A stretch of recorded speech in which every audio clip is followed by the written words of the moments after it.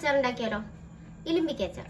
അപ്പോൾ വെളുത്തുള്ളി, ഇഞ്ചി, ഇതെന്തത് കരിവേപ്പില, ഇത്ര റെഡിയാക്കി വെച്ചോ. പിന്നെ അച്ചാറിന്റെ മെയിൻ സാധനം കായും സൈഡിൽ വെച്ചോ. നമുക്ക് പണിപ്പുരയിലേക്ക് കടന്നാലോ? ഒരു പാത്രം, നല്ല എണ്ണ. അച്ചാറിന് നല്ലെണ്ണ നിർബന്ധമാണ്. പിന്നെ വെളിച്ചെണ്ണയിൽ ഉണ്ടാക്കാം. നല്ല ചൂടാകുമ്പോഴത്തേക്കും ഞാൻ ബാക്കി കാര്യങ്ങൾ പറയാം. കടുക് എടുത്ത് വയ്ക്കുക, ഉലുവ എടുത്ത് വയ്ക്കുക, ഉപ്പ്, പിന്നെ മഞ്ഞൾപ്പൊടി, മുളക് പൊടി, പിന്നെ ഞാൻ നേരത്തെ പറഞ്ഞ കായം. ഇത്ര സാധനങ്ങൾ റെഡിയാക്കി വെക്കുക.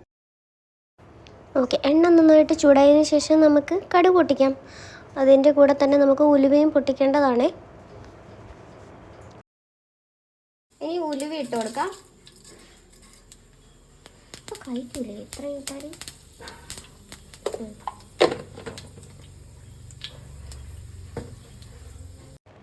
അപ്പോൾ കടുകും ഉലുവയും പൊട്ടിയതിന് ശേഷം നമുക്ക് ആദ്യം എടുത്ത് വെച്ച ഇഞ്ചി, വെളുത്തുള്ളി, കരിയാപ്പില ഇതൊക്കെ ഇട്ട് കൊടുത്തിട്ട് നന്നായിട്ടൊന്ന് സോട്ട് ചെയ്തെടുക്കാം. കായപ്പൊടി, ആവശ്യത്തിന് കായപ്പൊടി, മുളക് പൊടി ഇട്ട് കൊടുക്കാം. ഒരു തരി മഞ്ഞൾപ്പൊടിയും കൂടെ ആവാം.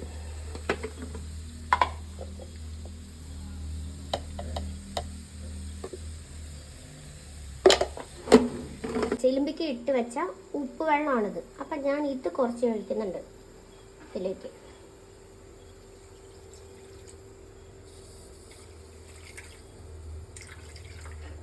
ഇതിലേക്കാണ് ഞാൻ ഇനി ബാക്കി ഇലിമ്പിക്ക ഇടാൻ പോകുന്നത്. ഒരു ഇച്ചിരി വിനെഗറും കൂടെ ഒഴിച്ചു ഈ തിളയ്ക്കുന്നതിലേക്ക്. ഇനി ഇതിലേക്ക് ഞാൻ എൻ്റെ ഉപ്പിലിട്ട് വെച്ച ഇലിമ്പിക്ക ഇടുന്നതാണ്. അത് ഇട്ട് കഴിഞ്ഞപാടെ ഞാൻ ഈ തീ ഓഫ് ചെയ്യും. ബിക്കോസ് ഇത് ഓൾറെഡി നന്നായിട്ട് ഉപ്പ് പിടിച്ച് വെന്ത് കഴിഞ്ഞു, അതുകൊണ്ട്. ഓക്കെ, അപ്പം നമ്മുടെ അച്ചാർ റെഡി ആയിട്ടുണ്ട്. ഇനി ലാസ്റ്റായിട്ട് കുറച്ച് വെളിച്ചെണ്ണയും കൂടെ തൂകാം. എന്നിട്ട് ഇതിങ്ങനെ അടച്ചു വെച്ചിട്ട് നമുക്ക് പോവാം. കുറച്ച് കഴിഞ്ഞിട്ട് നിങ്ങൾ കുപ്പിയിലാക്കിക്കോ.